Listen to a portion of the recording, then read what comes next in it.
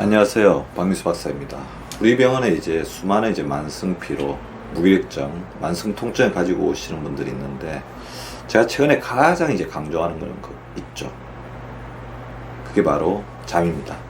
그분들 대부분 공통점은 불면증이 있어요. 통증이 있으면 불면증이 있겠죠. 피로해도 잠을 잘 못 듭니다. 무기력증이나 불안하면 또 잠에 어떤 질, 퀄리티가 좀 떨어지게 되죠. 잠을 못 자게 되면 몸이 굉장히 더 나빠지죠. 자는 동안 우리 뇌는 글리프 시스템, 뇌척 수액이 멜라토닌 머금고 우리 뇌에 있는 활성산소와 베타 아밀로이드를 청소합니다. 그리고 세포 조직에 있는 또 멜라토닌이 내 몸을 또 청소하기 시작하죠. 자, 그런데 가장 큰 문제는 잠이 들고 싶어도 잠을 잘 자지 못한다는 거죠. 저 역시도 최근에 그런 어떤 수면 리듬에 위상차가 좀 발생하는 것을 느끼고 있습니다. 그래서 오늘은 이 수면 주기라는 것을 각성 압력, 깨어있는 압력이죠. 깨고 자는 압력. 그 다음에 수면 압력이라는 게 있습니다. 잠을 자야 된다는 압력. 이 간격을 최적화시켜서 그럴 때 잠이 오게 되고, 그렇게 되면 내 몸의 청년, 항산화 근원인 멜라토닌 폭포 속으로 뛰어게 된다. 그래서 내 몸이 청소가 된다. 그래서 14가지 루틴에 대해서 알려드리겠습니다. 다 실천하지는 못하더라도 몇 가지만이라도 실천하게 되면 불면증이 씻은 듯이 없어지고 잠의 퀄리티가 굉장히 올라가는 것을 느끼겠습니다. 자, 그렇다면 잠을 자게 되는 나의 생체 리듬 그래프는 어떤가? 자, 보겠습니다. 낮 동안은 수면 압력이 약해요. 그러면서 점점 몸을 쓰죠. 그러면 위쪽에 있는 저 수면 압력이 점점 강해집니다. 자, 이렇게 힘이 세지는 걸 보죠. 자, 밑쪽에 있는 또 몸을 하루 종일 잘 쓰고 썼다는 일주기 리듬이죠. 자, 일주기 리듬이 쭉쭉쭉 올라갑니다. 그러면 수면의 압력은 점점 더 이렇게 강해지고, 그 다음에 몸을 잘 썼기 때문에 몸도 피곤해지겠죠. 이 각성 주기도 좀 올라간 상태 됩니다.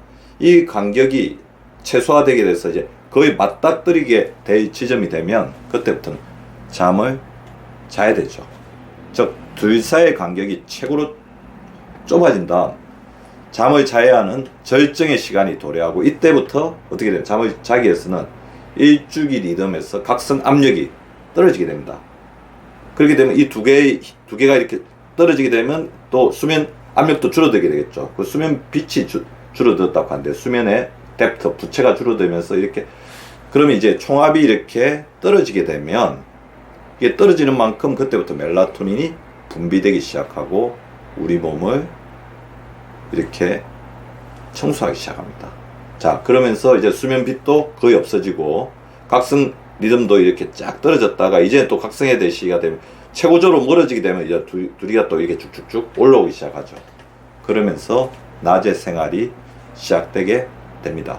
그러니까 다시 말씀드리면 이 둘 사이 간격이 최고로 좁아지고, 그러면서 각성 압력이 줄어들기 시작하면서 잠이 들게 되고, 잠이 들게 되면서 쭉 이렇게 각성 압력이 줄어들어서 안정 상태, 깊은 잠을 자게 되면 이게 비례해서 멜라토닌이 분비가 된다는 거죠.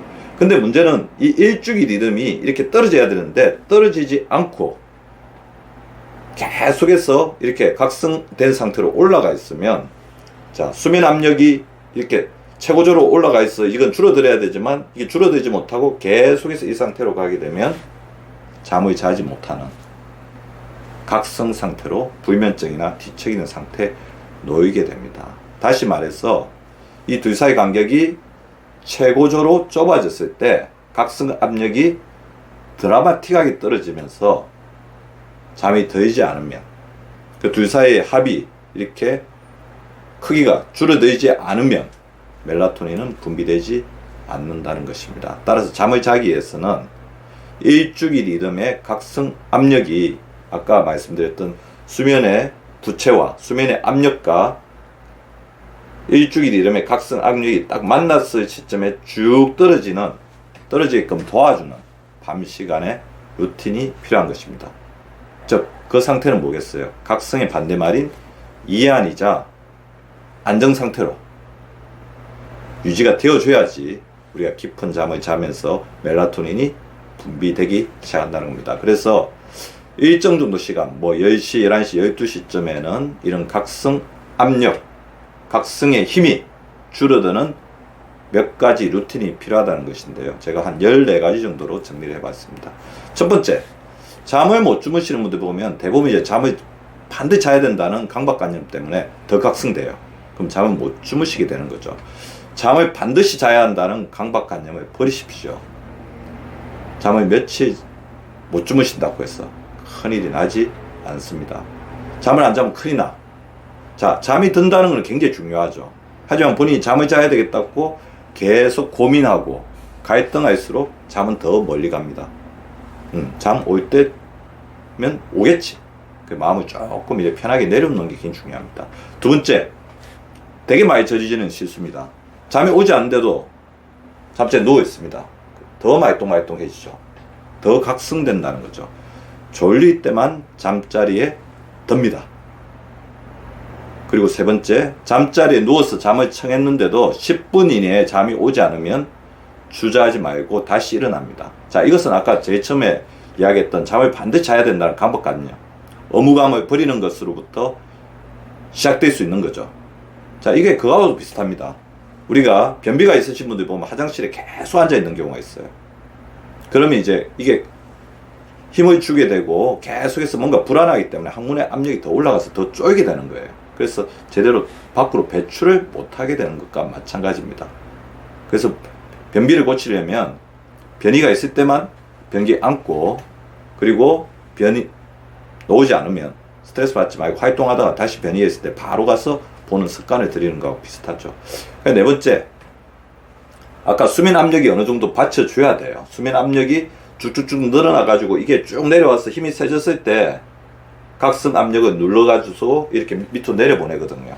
그러니까 수면 압력을 적절하게 유지하려면 너무 이렇게 우리 몸에 어떤 피로 상태, 적당한 노원 상태가 있어줘야 된다는 거죠. 자, 그래서 이게 또 낮잠이 중요한데, 평상시에 적당한 낮잠은 몸을 재충전하는 데 큰 도움이 되므로 건장하지만 불면증을 치료하는 동안 낮잠 절대 피해야 됩니다. 수면 압력이 크지 않기 때문입니다. 낮잠의 시간은 10에서 20분 정도로 짧고 깊게 자는 것이 좋습니다. 이보다 길어지면 밤에 숙면을 취하는 데 방해가 될 수 있습니다. 다섯 번째, 제일 중요한 거죠. 낮 동안의 적당한 피로는 숙면에 좋은 친구다. 열심히 일하고 그 다음에 열심히 활동을 하셔야 됩니다. 저도 이제 우리 환자분들이 이렇게 수면의 질이 좋아지는 그런 게 걷기를 시작하면서 그랬다는 분들이 굉장히 많습니다. 걷는 것도 굉장히 좋은, 어떻게 보면 우리 몸은 적당하게 노곤하게 하는 가장 좋은 방법 중에 하나죠. 그리고 여섯 번째, 제일 큰 거죠. 사실 제일 어렵기도 합니다. 대부분 이제 잠을 자야 되겠다는 강박관념과 더불어서 이게 각성 상태를 계속해서 유지하게 돼서 잠을 못 들게 하는 거죠. 스트레스죠. 스트레스나 내일 할 일을 잠자리까지 갖고 가지 않는다. 잠자리에 드는 순간 모든 생각은 접으십시오. 잠자리에서는 잠만 자야 한다. 자, 이게 쉽지는 않지만 잠자리에서 어떤 생각을 하지 않고 고민하지 않는 습관이 들이기 시작하면 어느 순간에 잠자리에 눕자마자 잠이 오게 되는 그런 마법을 경험하실 수 있습니다. 일곱 번째, 코골이나 수면무호흡증이 염려되어 있다면 치료를 하셔야죠. 수면무호흡증이 잠의 질을 또 나쁘게 할 수가 있거든요.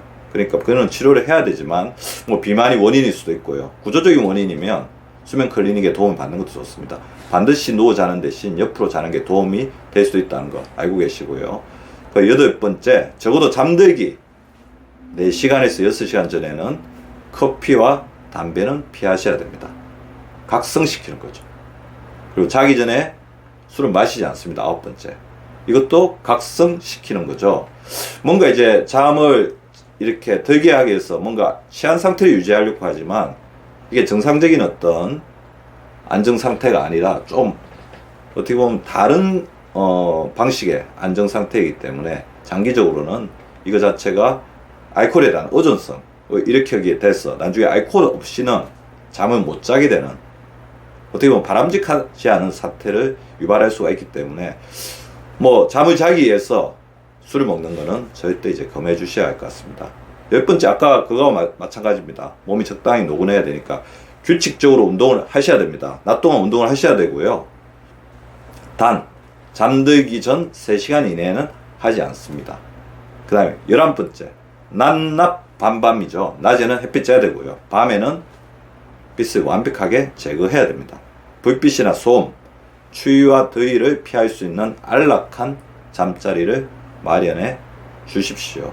스마트폰 같은 경우도 머리맡에 두지 마시고 이것 자체가 계속 본인을 신경 쓰게 할 수 있어요.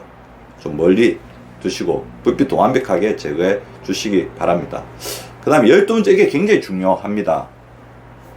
우리가 각성되어 있다는 것은 우리 몸이 계속 일하고 있는 건데 그 중에 가장 대표적인 게 소화기계죠.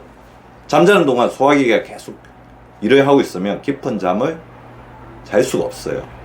계속 각성된 상태로 있게 된다는 거죠. 자기 전에 과식하지 않습니다. 단, 배가 너무 많이 고프면 잠이 오지 않을 수도 있으니까 간단하게 허기만 채우는데 그때 도움되는 게 세로토닌이나 멜라토닌 높이는 바나나나 뭐 간단한 그런 견과류 같은 것들이 도움이 될 수가 있을 것 같아요. 13번째, 수면 주기에 굉장히 좋은 거죠. 매일 같은 시간에 잠자리에 들고 일어나는 습관을 갖도록 노력한다. 물론 이제 잠이 잘 올 때 맞죠. 그래서 그거는 지켜주시면 좋을 것 같아요. 잠드는 시간은 어떻게 보면 조절하지 못한다고 하더라도 일어나는 시간은 일정하게 해주시면 굉장히 도움이 될 것 같습니다.